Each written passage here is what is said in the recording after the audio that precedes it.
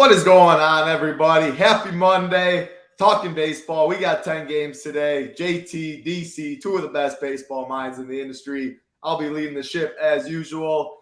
DC, I got to start with you because one of your tweets, you were on a tweet roll yesterday. You had a lot firing, and I think it was because there was just nothing to do, and that was the one that stood out to me. How on Mother's Day on a Sunday night, there is literally one baseball game, Sunday Night Baseball, and you weren't even watching it. I definitely wasn't watching it. I took myself to the casino by myself for the first time ever in my life to play some blackjack. Girl was watching Red Hot Chili Peppers. I was at night. I was like, there's literally nothing to do. Let's go play some blackjack. So that's what I did. I could not believe they got to do something with that schedule. So yeah, talk about that a little bit. That's what that's the tweet that stuck out to me. It was pretty boring yesterday.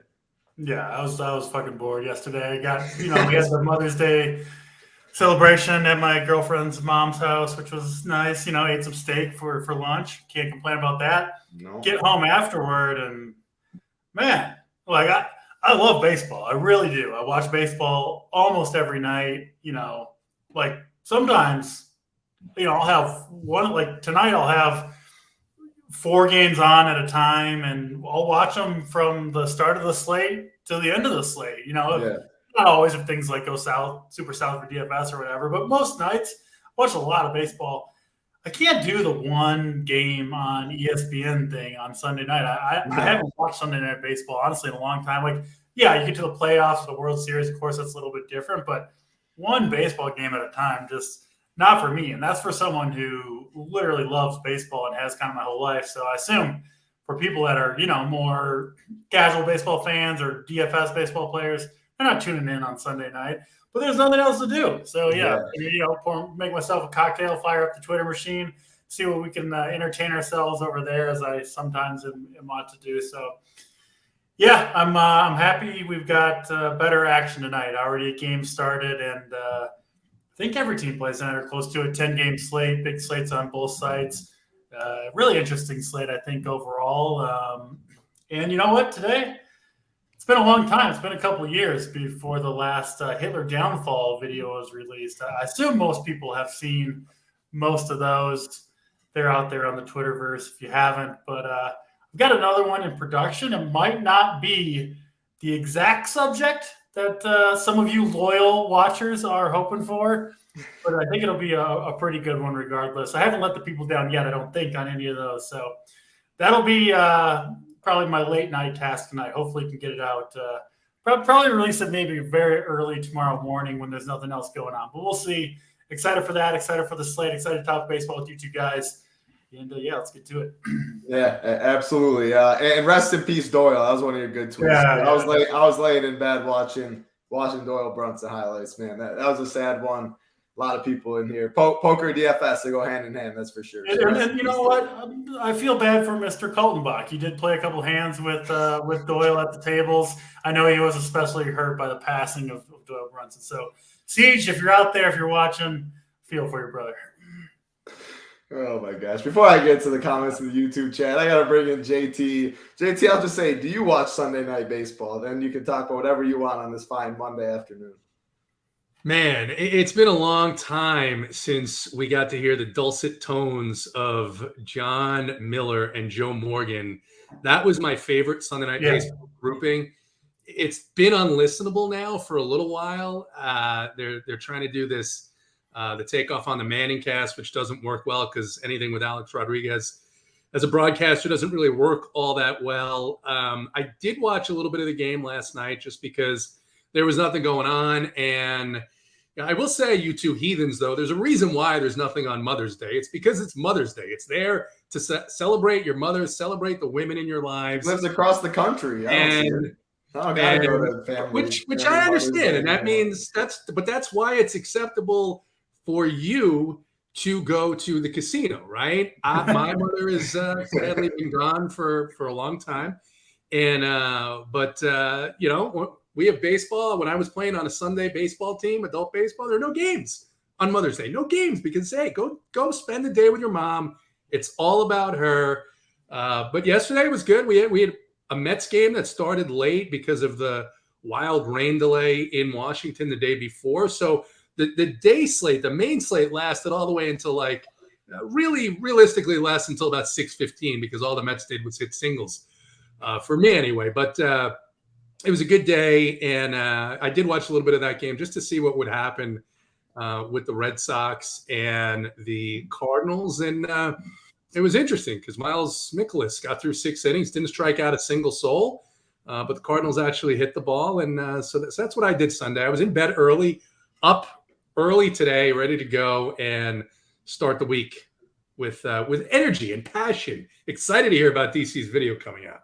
Can't wait to see it. I happen to know the topic, and I'm not going to spill it. I'm not going to ruin it. I'm not going to let any of you know what's coming out, but I think it's going to be fantastic, and I'm sure it's going to be hilarious. Yeah, you can see his Twitter right there. If you put a little @ behind before draft sheet right there, you can find that his Twitter, and that's where it will be. Got to say hi to a couple people in chat. First, I'll answer a couple questions in chat. Jason, how about that freaking Kim fight Saturday night? Jason, that was one of the ugliest fights I've ever seen. Those scorecards were crazy. DC, I'm not sure if you saw it, but the refs had no clue. The judges had no clue. The commission had no clue. One of the worst fights you'll ever see. That was wild. Title, you go to Oneida. No, I'm in Arizona. No, Oneida. Have been there once before. And then everyone talking about no hat today title. Yeah, I had to mix it up. I had to throw a little curveball today. Hair is definitely getting long. But to be honest, I thought it was because I did it because Big T I thought was going to be in chat. Thought he was going to be chirping. If I had a hat on, I was normal. About beating my ass in MMA this week. Anyway, you guys watched last show. Yes, I called him out. He absolutely whooped me. He shipped the 555, actually. He won all the money. So I was hoping, he always hates when I don't wear a hat. He always chirps me. I was hoping he'd make fun of my no hat and my hair instead of the MMA. Instead, he's not even in here. So, yeah, no hat for me today. That was the thought process behind that, though. Congrats to Big T. AP as well. AP's in chat. Absolutely been on a heater. MLB, NBA. So, congrats to you guys. Let's say hi to some people in chat before we go game by game, though. Jacob Stubbs, Riley Golf Pro, Robert, William, Richie Smalls, Uncle T, Steve Boyton, Stevers, Ruben, James Hill, Snyder's in here, Jordan, a lot of people in here today. Corey Pooler, Bono, we got Brian, Maul's in here. What's going on, Maul? Clay, appreciate all of you hanging out with us. K Phallic, hair day. No hat hair day, but we appreciate all of you hanging out. All you have to do, all we ask from you is like button and that big red subscribe button as well. If you do want to be a member, head to Run Pure Sports. JT15 gets you 15% off. That's enough talking, though. Let's get into the slate. 10 games today, DC. I'll start with you at pitching. Looking to go AK and above. Framber Valdez, he is going to be very chalky, and I think Merrill Kelly is going to be SP2, a very popular pairing. Talk about some pitchers, AK and above, DC. Yeah.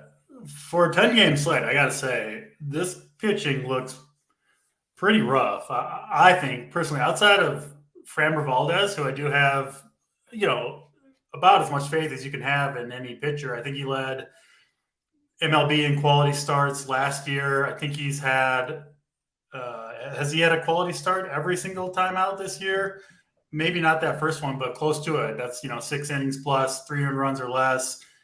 He's not like the highest upside pitcher in the world, Valdez. Of course, if you look at the last start. Yeah, I was going to say, he does have it. Yeah, no, 42 DraftKings points in that one. But in general, he's a guy that gets you 20 to 30, but he does it on a super, super consistent basis, right? He throws strikes, he gets ground balls, never allows home runs, goes deep into games, like kind of everything you want. He's a true ace, even if he doesn't have maybe the Spencer Strider start-to-start double-digit strikeout plus upside. So on a slate like this, where honestly beyond him, I really don't have that much faith in anybody else. All 19 other pitchers, I think, carry a pretty good amount of risk. So on these types of slates, I'll take that sure option, right? To me, you're trying to kind of bink one of these other pitchers.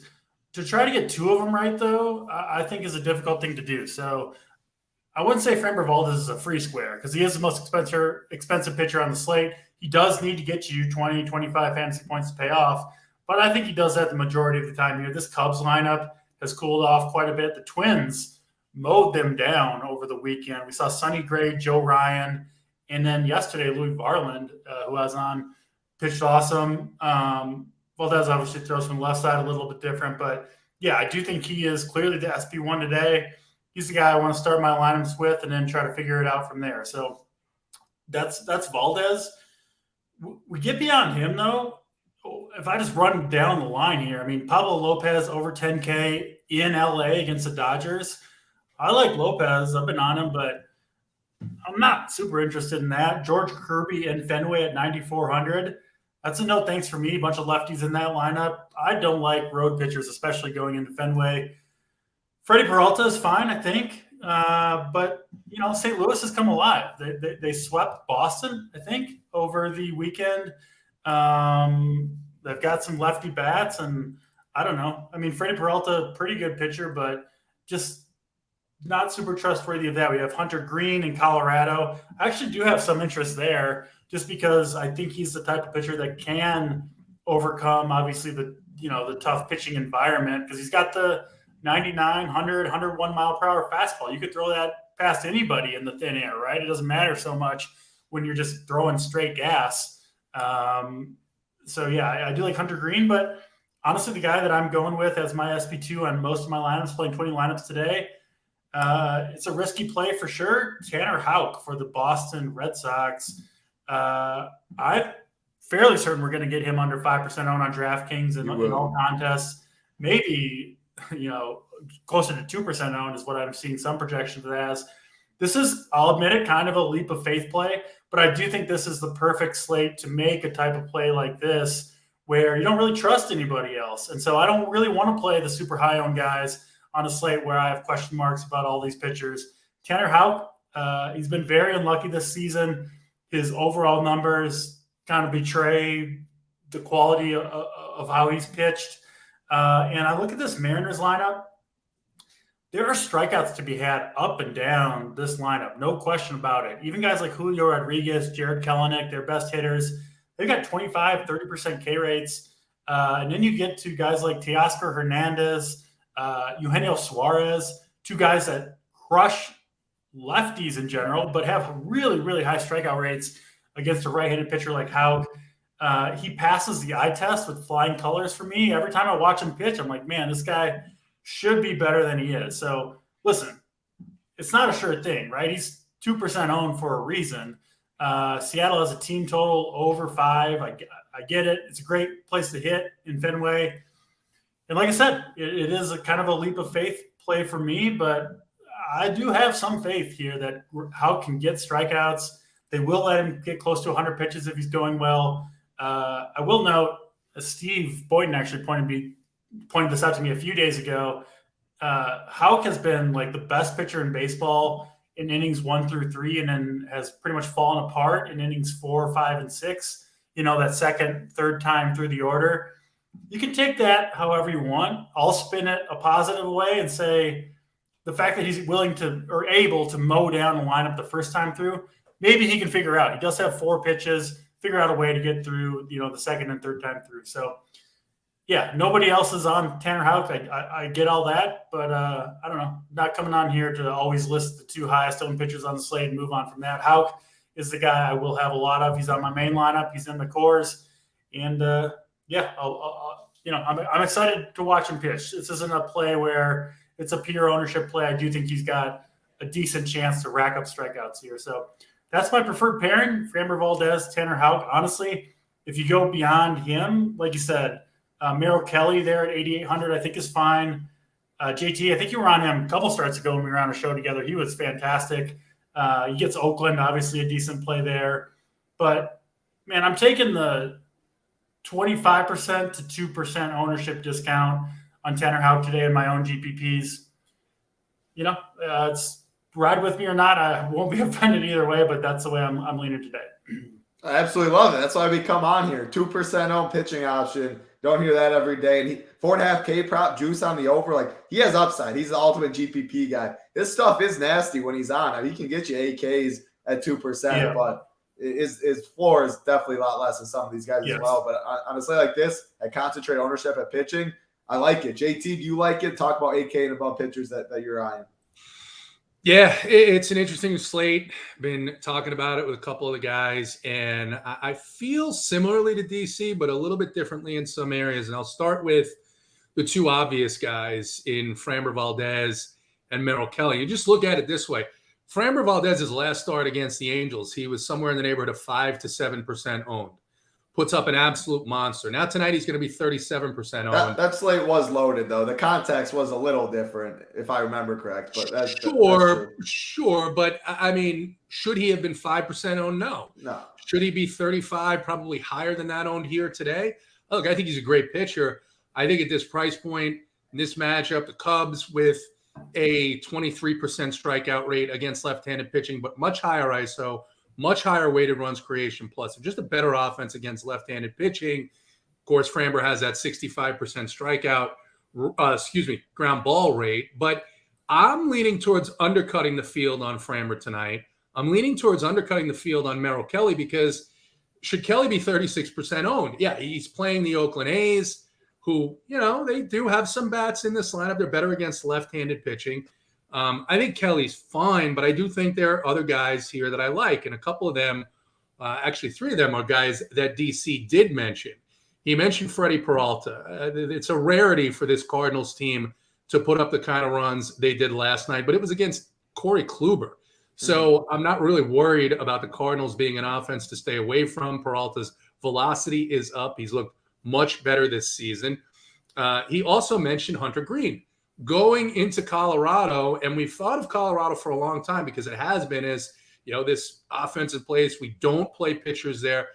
Freddie Peralta put up 19. Kyle Freeland threw an absolute gem yesterday against the Phillies. This Rockies team isn't good against right-handed pitching.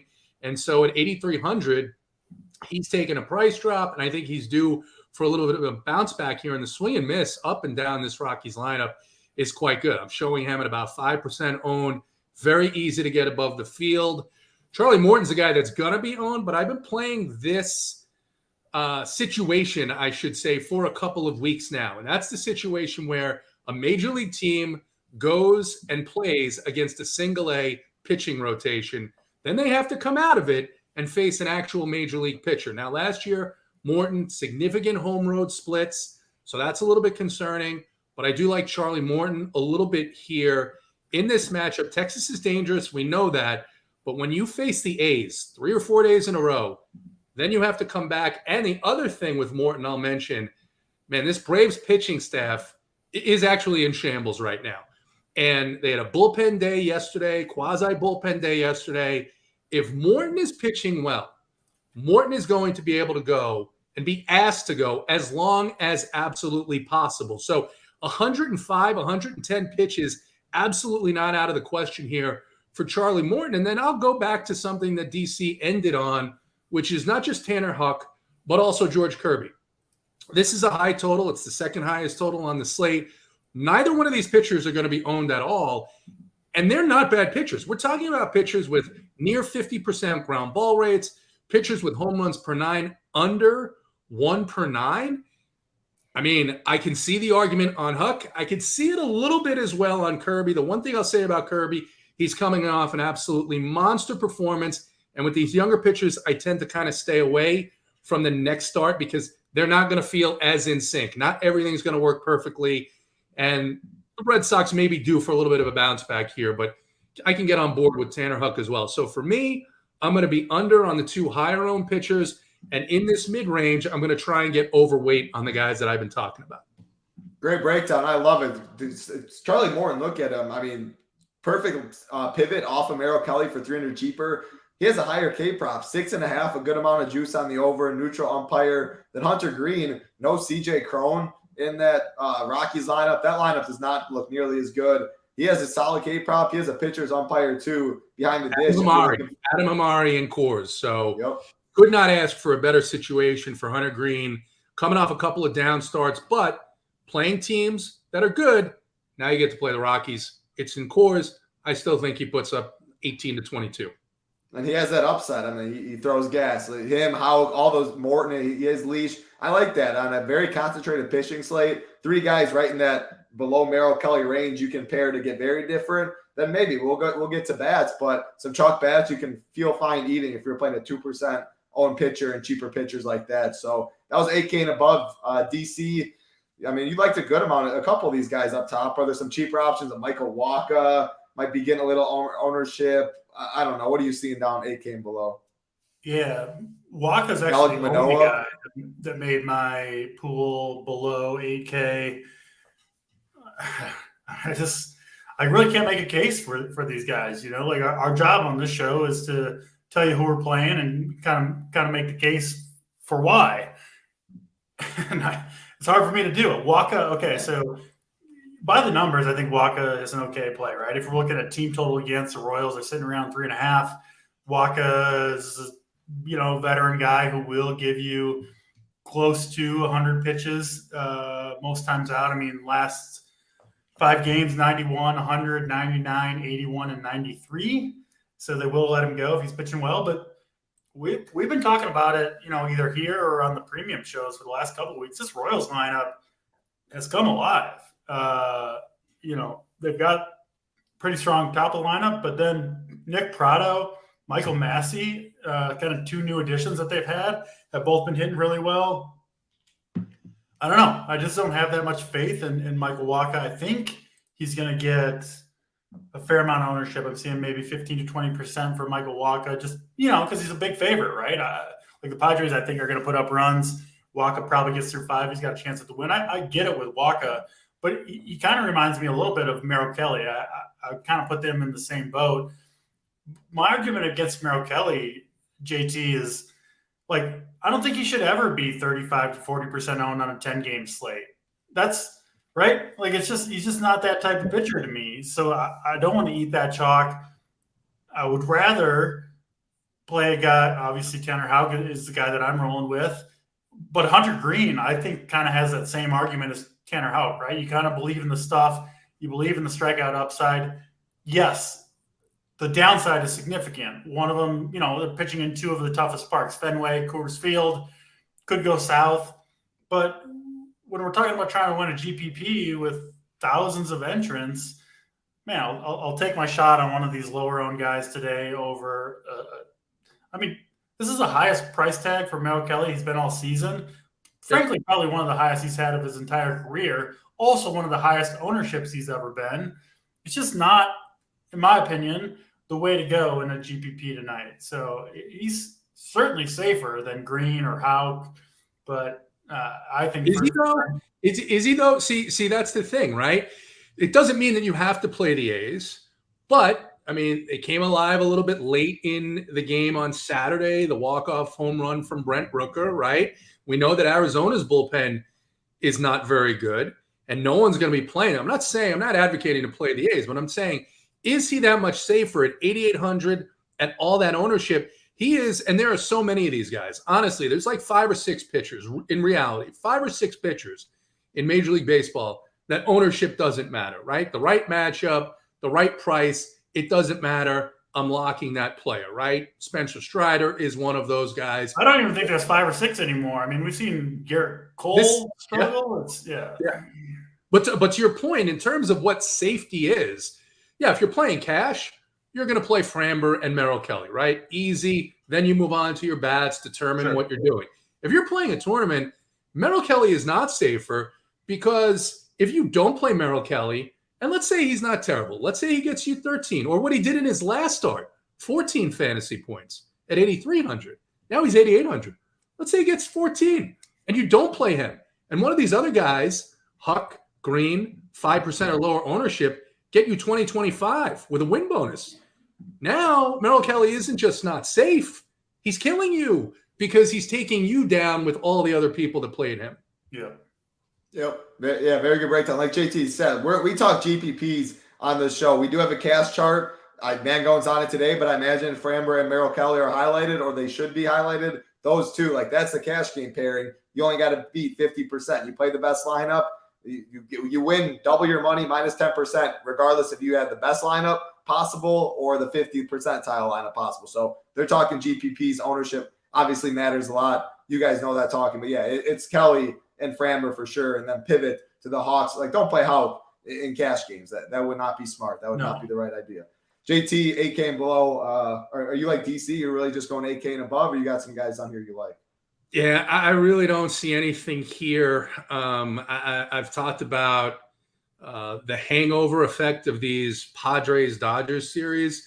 If Pablo Lopez wasn't 10-1, I would really have interest in him here, but I just don't like the price. I just can't get excited about playing Brad Keller in San Diego. So he's one of the ones, again, based on things that I've looked at with these series over the last couple of years.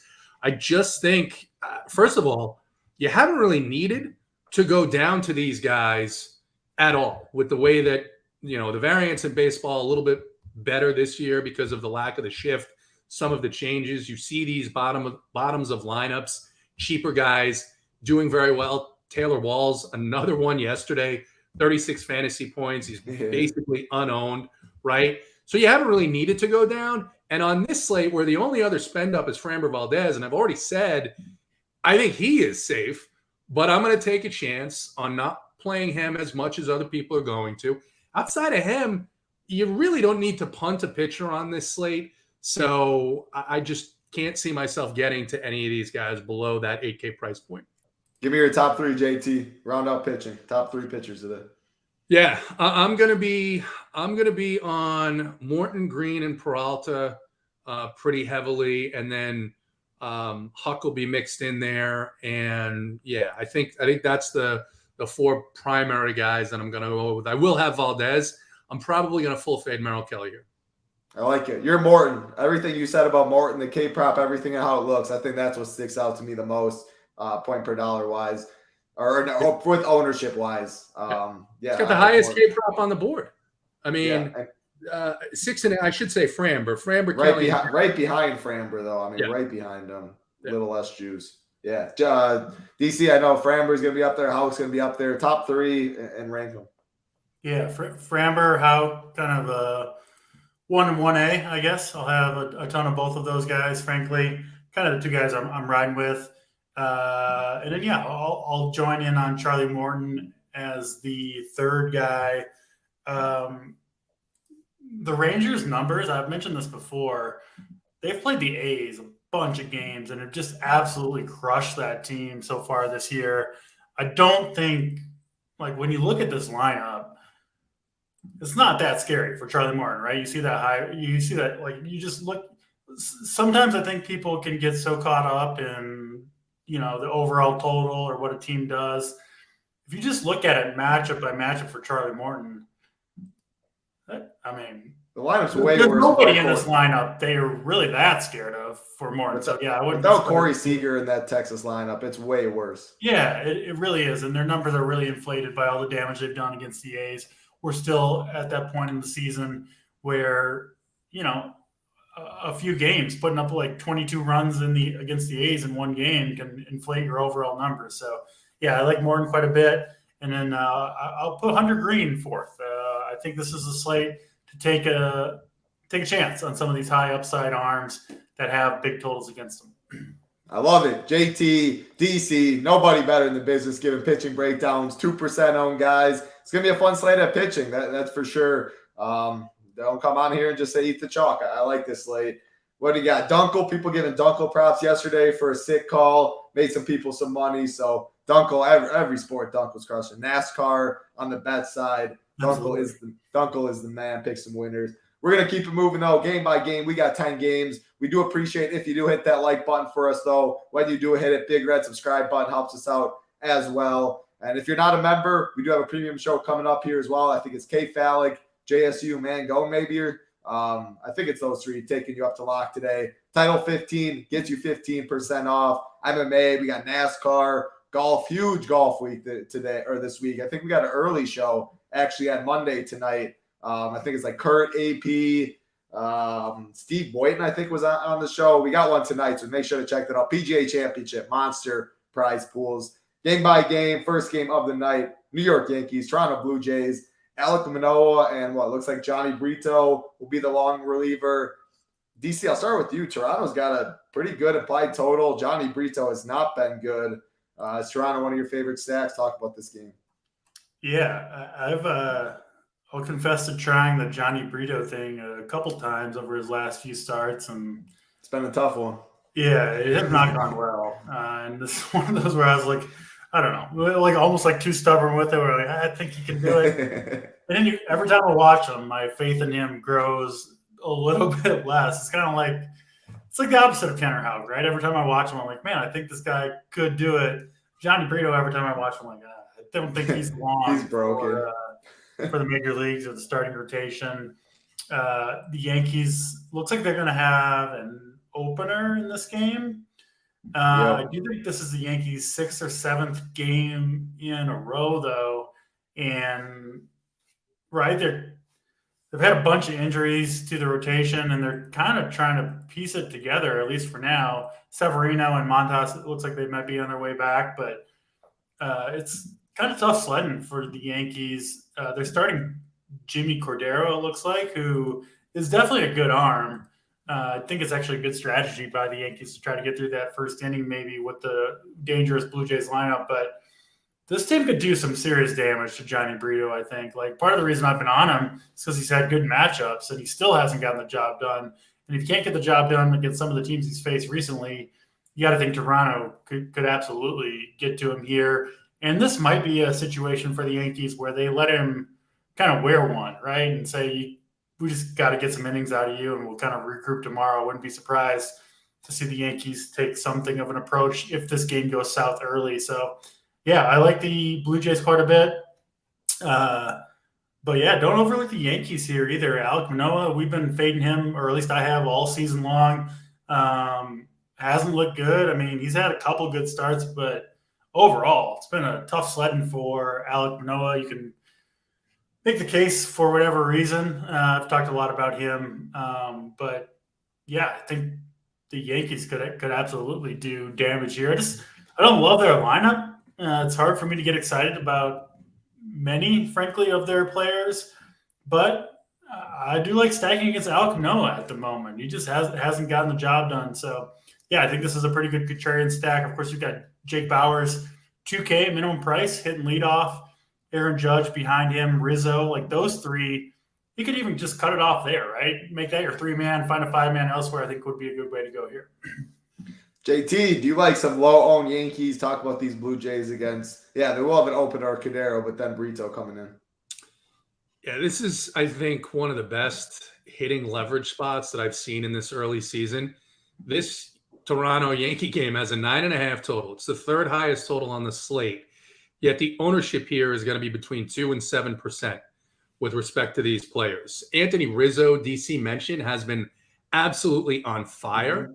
And, Alek Manoah hasn't been good. I mean, yes, he had a good start his last time out against the Yankees. But other than that, it's been a tough sled for Manoah here. So I like them. Toronto, the Yankees doing something interesting, trying to give Brito a little bit of coverage, but this bullpen got absolutely destroyed by Tampa Bay over the weekend. So you've got tired arms, you have a worn-down bullpen, you have a manager seemingly searching for answers here on how to piece pitching together. And so it's just not going to end up well, I don't think, for the Yankees here. So this makes both an intriguing game stack as well as interesting, very, very low-owned stacks with a ton of upside in this scenario. So I like this game quite a bit. I love it. 3 for 3 on that. Yeah, Blue Jays, Yankees, this game, Blue Jays will be a little higher on, but with Coors Field, with some other spots on the slate, sign me up for that. If this game goes off, the ownership will not matter one bit. Let's go to the next game on the slate. JT, right back to you. Little higher total, 9.5 last game, a 10 here in Fenway. We already talked about Houck. George Kirby, DC talked a little bit about, or maybe it was you. I think it was DC. I mean, we aren't targeting Houck. It doesn't look like it. Are we targeting Kirby? No, I mean, I think you can play some of the left-handed bats here, but they were the Sox were alive, and they look like maybe they're entering a little bit of a funk here. Like I said, really struggled against Miles Mikolas and the bullpen for St. Louis yesterday. So I don't know if I'll do any full stacks here. I could certainly see some 2 or 3 mans from the Red Sox, guys like Yoshida, Verdugo. I mean, Tristan Casas has been a substantial disappointment, and there are other first basemen that I like. So probably keep it at the 2 to 3 mans and with those lefties, and then some of the speed guys towards the middle and the bottom that can steal some bases against Kirby. But you got in this one, DC. I take it probably not much, but tell me if I'm wrong. Yeah, not on the Mariners. Obviously on Tanner Houck as my SP2. I've been doing this a lot of years, and I've gotten plenty of pitcher takes wrong. So if you're on the Mariners already, if that was your take, go with it. Maybe stick with them. I mean, they got a 5 total. Yes, exactly. Yeah. So it's a hot take that DC is giving at 2%. If you came in here loving the Mariners, don't jump off, or maybe play 2 teams. Exactly. That's all I want to say. You got it. Yeah. No, I know what you're trying to say. I was reiterating it for you. Yeah. I don't want to, ruin anyone's chances at shipping 50K or something with my horrible Tanner Houck take. But we'll see. I'm always sticking with them. Won't have any Mariners. I do think the Red Sox are a little bit interesting. George Kirby, good pitcher for sure, no doubt about it. But going from pitching out west, right, in Seattle and Oakland and even the Angel Stadium at times, Texas is a pitcher's ballpark, to Fenway, it's a different beast. It honestly is, and this team has been really good offensively, especially at home. If you look up the differences between offenses on their home road performances, Boston is always near the top of the list. They're right there with the Rockies. It's just Fenway is, I would say the second most unique park outside of Coors Field, and this Boston team knows how to get the job done in Fenway. They just do. So I wouldn't be surprised if George Kirby wears one. We've seen it before with him. He's not a guy that is an infallible pitcher. And yeah, I kind of like this Red Sox offense a little bit. So I like the Red Sox bats. I like Tanner Houck. I'm not on George Kirby tonight. Another team, Red Sox, I don't think they get too much ownership. Of course, they'll get a little bit, but no, I think most people in the game, frankly, they're going to the Mariners over the Red Sox. Yeah. They're playing it all. I think you're right. And again, if you like the Mariners, play the Mariners. It's not like the ownership will be crazy that way. But yeah, I think they'll get more ownership than the Red Sox as well. We'll keep it rolling. Over 400 likes, 162 watching. Appreciate all of you hanging out with us. All we ask from you is a like button. Literally takes 2 seconds out of your day. We're on here breaking down shows every day, like XFL shows on Saturday, MMA's on Friday, Showdown, golf shows, baseball in the morning on Mother's Day. All we ask from you is a like button. We appreciate, even if you don't join. We have promo code Title15, premium content, no better deal in the business. But even if you don't join, you just like coming here for the free shows, we still appreciate you. But like button always helps us out. Keeping it rolling, JT, going to you in this next game. Milwaukee Brewers, St. Louis Cardinals, Freddie Peralta, Jack Flaherty on the mound. Man, every time I see Jack Flaherty's name, it was a couple weeks ago, the day slate, no Trout in the lineup. I tell the story every time I see it. Oh, all right. He gets a big bump for me. I'm going to go all in on Flaherty. Minus 16 points later, he buries my lineup. So are we stacking the Brewers? Man. So on the one hand, you have to have interest in Milwaukee here. And on the other hand, this team has become every bit as dangerous to stack as the San Francisco Giants. Yeah. Even yesterday with a pretty decent lead. I mean, Kansas City did whittle that lead down. Pretty decent lead, get to the last inning, boom, pinch hitter for the second hitter in the lineup. So it's just not all that appealing to stack this team right now. Yelich is a one-off up top. Yelich has been on fire. Yelich has been on fire. The one thing I will say is it doesn't look like Milwaukee as a whole is going to be all that popular tonight. So, I mean, I don't mind some of these Milwaukee bats, but I'll probably limit my exposure to mini stacks. And then, as I said, I have interest in Freddie Peralta, so I will not be playing any Cardinals here. DC, I looked today, my highest owned outfielder in best ball, Christian Yelich, doing well so far. It's still way too early though for that. Couple Justin Verlanders and Scherzer's up top, not helping that, but Yelich been helping me. What you got for him today? I was looking through my best balls on Underdog today, and the ones we did together, you're looking pretty good up there. So I don't know how your overall portfolio is doing, but I imagine it's doing pretty good. Mine's doing all right. A little too much O'Neal Cruz. Hopefully it comes back for the fantasy playoffs. But doing all right so far. It's always fun to look. There was nothing to do yesterday, so I was like, I wonder what these MLB best ball teams are doing. Let's check those puppies out. Based on the sample size we have together, I imagine it was a decent check-in for you. This game, Jack Flaherty, I've been kind of off him all season. He hasn't been good. There was JT. I'm sure you probably saw this. Like, so the Cardinals signed their big free agent acquisition in the offseason, Wilson Contreras, and then all the pitchers sucked or complained that he wasn't calling a good game. They said they were going to bench him for like multiple weeks from catching. Yeah. This is his first game back now, catching back Flaherty, which I don't know what exactly to think about that, but like I do think there's a decent possibility that if Flaherty starts off bad, which I mean, regardless of the catcher, I think that's possible. I don't know. I just feel like a possible implosion scenario for Jack Flaherty and the St. Louis Cardinals pitching staff. Just, playing narrative street, honestly, to some extent. I like it. But yeah, it feels possible. I'll say this to you, the Cardinals only have one lefty in the bullpen, Genesis Cabrera. He's pitched 2 of the last 3 days, including 25 pitches yesterday. That was last night, right? Cardinals and Red Sox. So I would imagine he's probably unavailable. That means it's all righties out of the pen if he is unavailable for the Cardinals, which makes the Brewers lefties, I think, more enticing. So, yeah, Yelich. Winker, has he shown any life? I have been off him all. You can't. I mean, yeah. No, he's hurting me. I feel like it's only a matter of time, but how long can you keep saying I stopped playing him like 3 weeks ago, and But people thought that last year. People thought that last year in Seattle. Oh, he's going to come alive soon. He never came alive. Certainly hasn't happened. But Yelich and Roddy Tellez, I think in particular, are really good plays here. I'm probably not going to the full stack in St. Louis, but I do really like both those two guys. Like you said, Yelich been on fire. Roddy Tellez, we know he has the power. All righties likely faced in this game makes some sense. And I don't mind the Cardinals either if you want a super low-owned stack. I know Freddie Peralta is a good pitcher, but he's going to be very popular. He'll get good leverage against him, and I really don't think he is a guy that is incapable of being completely nuked. So, yeah, I like the offenses in this game more than the pitchers, that's for sure. Another game that's going to be very low-owned if you do play bats. Bill Miner, can you still do best balls at underdog, or do you have to get before the season? So they actually did come out with the tournament, I think last week, like a second half of the season. Pretty good money up top as well. So, yeah, you can draft second half of the season baseball, best ball tournaments. Of course, NFL ones are out.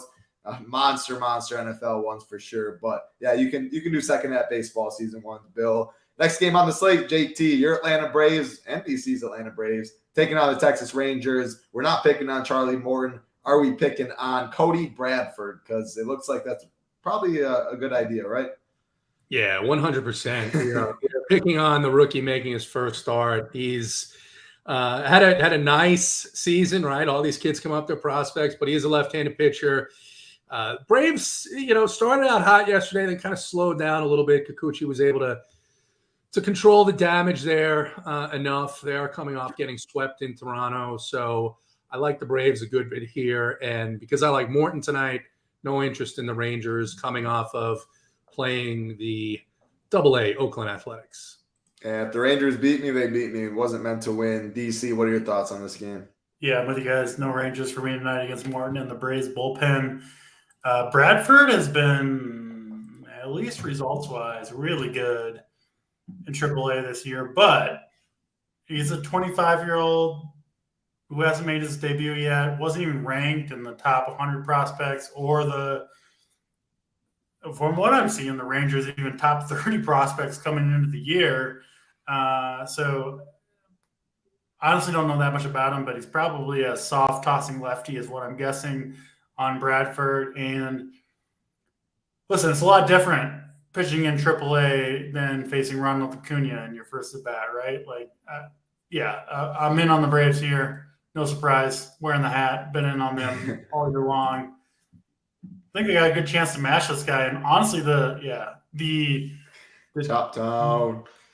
There's not a lot behind the Rangers bullpen behind Bradford here. So, yeah, I like the Braves a ton. Yeah, I mean, it's nice when your favorite team is also the best team in the league or one of the best offenses as well. That's all my favorite teams. Yeah. That is true. Jeez.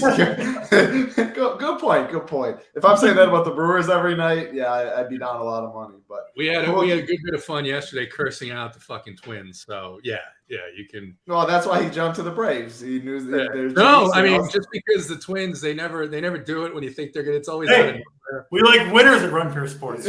That's right. We'll keep it moving. Chicago Cubs, Houston Astros, Jameson Taillon, Framber Valdez on the mound. If you want all the leverage, you can play the Cubs or DC. I'll start with you. Are you going to do that for leverage and then talk about the Astros? No, I have mostly Framber Valdez in my lineup. So I wouldn't play one guy against him. It would be the leadoff hitter, Christopher Morel, who has been crushing it since his yesterday recall. Hit a 461-foot bomb the other day. You get massive leverage. Sure. Not going to have him myself. Not going to Taillon either, though. Really hasn't been good this year. I think the Astros are somewhat interesting. I really don't like their lineup very much, though, outside of Alvarez and Tucker. So I haven't found myself stacking them almost at all.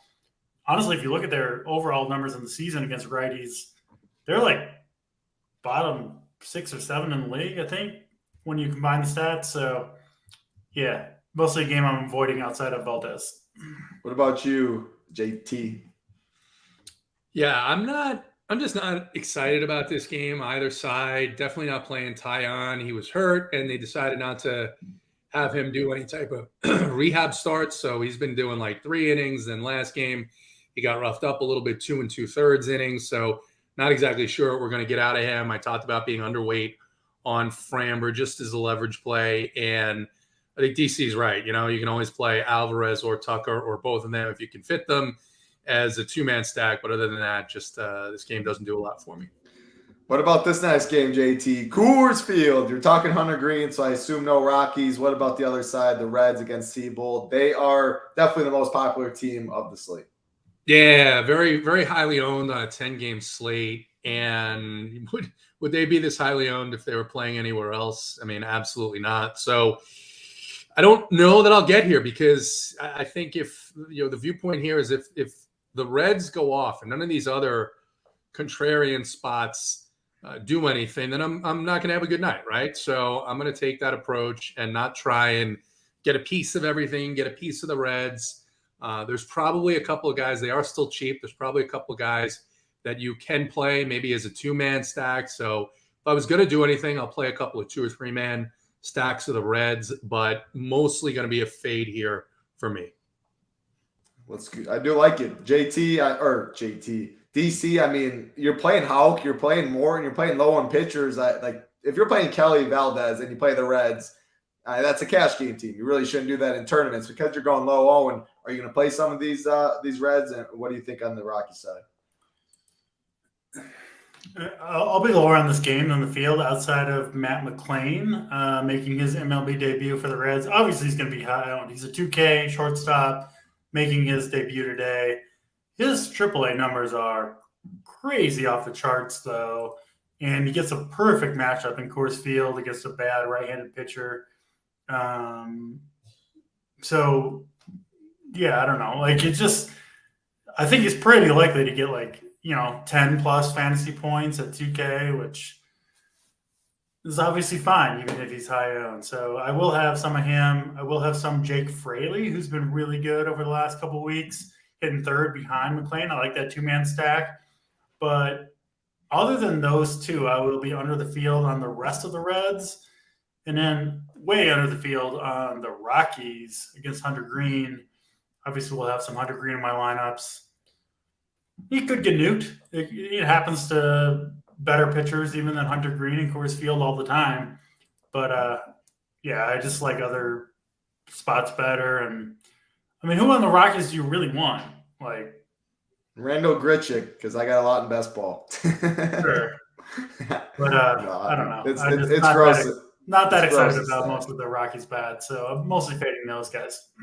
Yeah, I agree. I've always go to the other side of Coors that's lower owned, but you guys made a lot of good cases for Hunter Green, pitchers on behind and without Crone. The lineup definitely doesn't look great. So yeah, I think it's more of a fade on Coors Field as well. We talked about other spots that are lower owned that we like. So we'll keep it rolling. We got 4 games left, 414 watching, 182 likes. Let's go 207. Right in the half, we need 414, have that. 207 likes for the plays of the day. JT probably wants 250. I'm being too nice. However, this time, if we don't get 207, last time I gave it to you guys, can't do that with JT on the show. So plays of the day at 207. You definitely want to the Eiffel Tower play of the day and Mom's Basement play of the day. And we do appreciate if you hit that like button as well. Next game on the slate, Kansas City Royals, San Diego Padres. Brad Keller, Michael Wacha on the mound. Padres got a pretty high implied total. JT, not the best hitting weather. I assume no. Actually, DC said to talk about the Royals hitting a little better, so do you have any interest in them either? Yeah, I mean, if Wacha is going to be 24% owned, I don't think it's crazy to try and take a couple of shares of some of these guys in the Royals lineup, particularly the speed guys and a speed and power guy and Bobby Witt Jr. But, Salvador Perez is one of these guys who, when he gets in that groove, which he's in right now, you kind of want to stick with him. You kind of want to play him. So I like a couple of these guys. And then San Diego, man, like I said, they come off of the series in Los Angeles where they get swept. It seems to happen with San Diego every year. They just spend a ton of money and it just never goes their way. Really, really surprising actually for them to get as far as they did in the postseason last year with the makeup of this team. So they're going to be highly owned, and I just think I'm going to be mostly off of them here in this spot. Pretty much off of them as well. What about you, DC? Yeah, JT and I have mostly been on the same page, but I really like the Padres here. Brad Keller's been really, really bad all season. We got a long history on him. Just kind of surprised he's sticking around as a starting pitcher, frankly, at this point. But I think the Padres are mostly beat by the Dodgers hitters. Like Juan Soto has been red hot after a super slow start to the year. I still have full faith in Tatis, Machado. I think Bogarts and Cronenworth are good plays. So, yeah, I do like this Padres lineup quite a bit against Brad Keller. And I think you can play the Royals too, honestly, against Wacha. I've stacked them up against Dylan Cease on like 6 of my 10 lineups, a week ago or whatever that was. Like, this lineup's coming around for the Royals. For sure it is. There's no question in my mind. And they're going to be incredibly low owned against Michael Wacha, right? Who is a 4th or 5th starter at the big league level? I mean, he's on the lower end, frankly, of pitchers. The line in this game would have you believe otherwise, right? Like, Kansas City is one of the lowest totals on the slate. So I get why people would play Wacha. I included him in my pool, kind of regretting that now. But I think the Royals lineup, they're all going to be sub 5% too, based on just the total. But definitely, it's like, if you have a good start to the slate and you got a 5-man Royals stack against Michael Wacha and you load the game up, you're going to be feeling pretty good. Like, you got a chance at least. I don't think that Michael Wacha is like guaranteed to shut this team down by any means. So, yeah, I do think the Royals are a sneaky stack tonight. I like it. Yeah, they will be 1% on. If the Royals go off, you're probably one of the only ones that have them. You get pitching right. That's how you should. Especially if you got Tanner Houck on your team as well. Exactly. 3 games left on the slate. Looking at core plays right now, JT's is already up. AP has absolutely been on fires up. Uncle T's got the playbook. All the content going up. DC mentioned his content as well. Mangone's got 3 entry max. NBA going on tomorrow. NBA's winding down, but still, showdowns are getting bigger and bigger. Redmond, shout out to Redmond. He shipped yesterday $11,000 in the showdown. Yeah, NASCAR, MMA, bunch of sports. All sports, one price. If there's contests on DK, we have it offered over here. Use the promo code TITLE15. Get you 15% off. 3 games left. Going to you, JT, for the next one. Arizona Diamondbacks, Oakland Athletics, Merrill Kelly, Drew Winkowski in the mound. I did not pronounce his last name right, but the D-backs have a pretty high total. The Athletics bullpen is cheeks. And do you have interest in the Diamondbacks? First of all, shame on you. It's Drew Rucinski. Right when I was reading it off, I was like, yeah, that's not even close, but I'll go with it. And normally I don't need to know that pronunciation for long, so you're good. Listen, I'll remember it for the rest of my life. Normally, I would say you pronounce it how you want, but Drew Rucinski was a KBO GOAT Actually, I went Fair back enough. and looked, and he was in one of my shipping lineups. So I got to give Drew Rucinski credit. And he could help you ship in KBO. He can also help you ship in Major League Baseball, provided you play the team that he's pitching against, which is the point of the season that we're at here. You just play the team that's playing the A's. As I mentioned, though, with Merrill Kelly's ownership, you could game stack this. You could play a couple of mini stacks of Oakland. DC, we were doing those underdog best ball drafts, and we were relentlessly taking Estrella Ruiz, and we're being handsomely rewarded. I was looking at one of my teams yesterday. I have Ruiz, I have Zach Gallen, I have Framber, and I have Mitch Keller on the same team. Wow. So it's off to a beautiful, beautiful start. I'm way over the field on Mitch Keller and Estrella Ruiz. So things are going well in the best ball streets. But yeah, have to like this Arizona team in this matchup. Even yesterday, it looked like it was going to be kind of a quiet game. It was something like 4-2 or 5-2. And then all of a sudden, the Oakland bullpen gets in, and boom, boom. It's just fireworks everywhere. Adolis Garcia, grand slam home run. I don't think Drew Rucinski is going to go as long as JP Sears did yesterday. So I think this is going to be an early call to the pen for Oakland and just a nasty, nasty night for the Arizona Diamondbacks. I love it. I mean, DC said it weeks ago. We've been talking about it. Whoever's playing the A's, play them. I'll keep it simple in baseball. I like doing that. Guaranteed ninth inning at bat, which I always love too. Give me the A's is my favorite stack. DC, what are we doing in this one?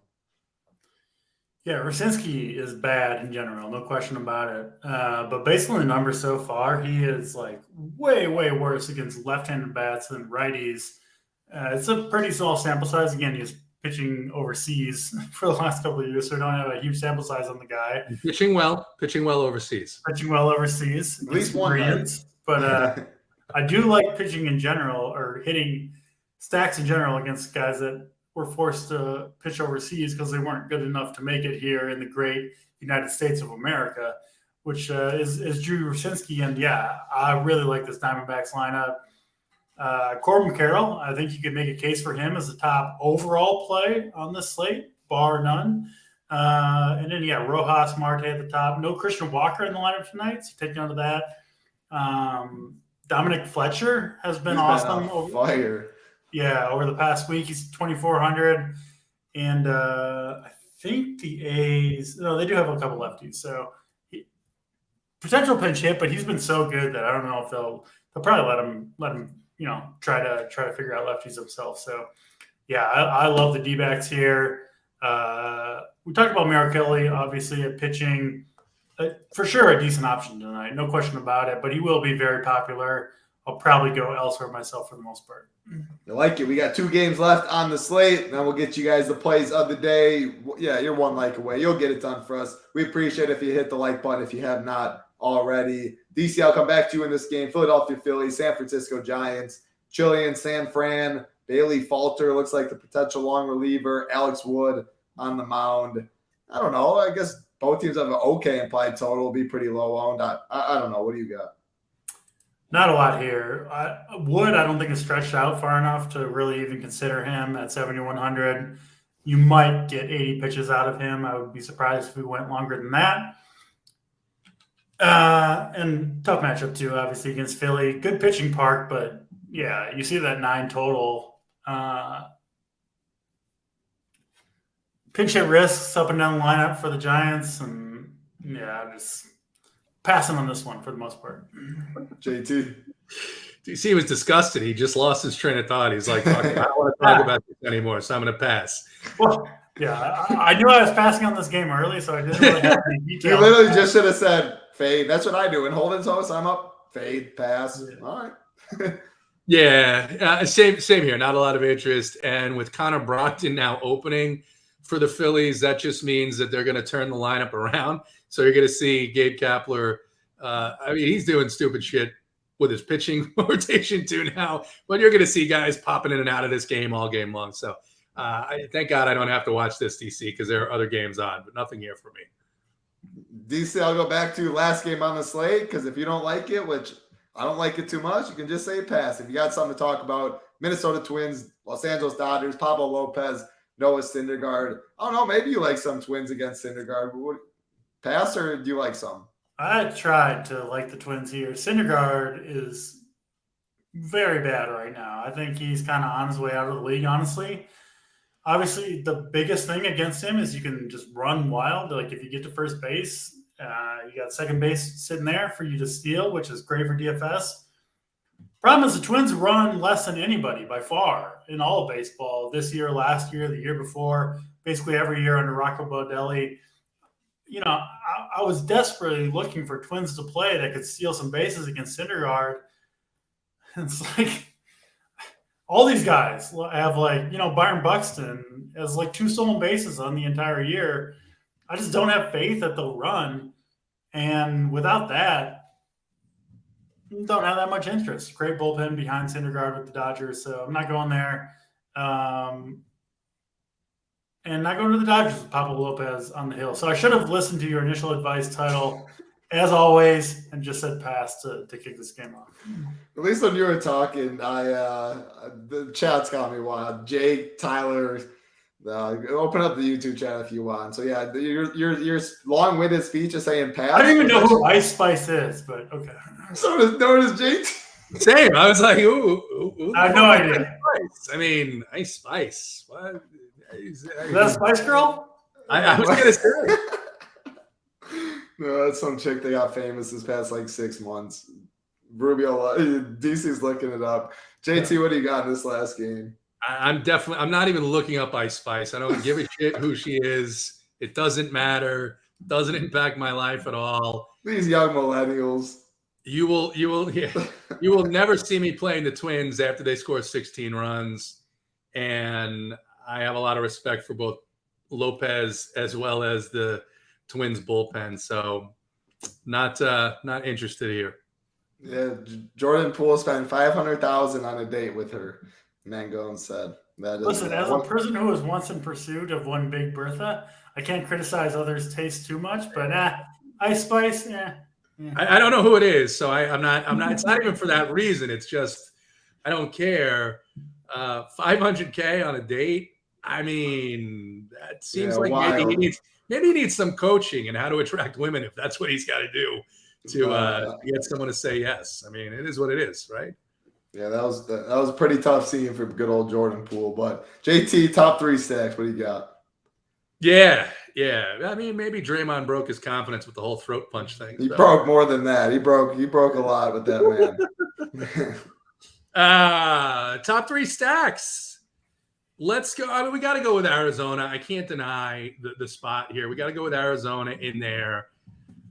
Let's go with the Yankees as a tasty low-owned stack, and then let's go with the Braves, who are going to come in much lower owned than I think they should in this spot. So Snakes, Yanks, Braves. There you go. I'll say I like the Snakes. Give me pick against A's. That's what I'll keep doing. DC top 3. Close to JT. I got Padres number 1, followed by the Snakes, and then Braves 3. Jake's got some passion.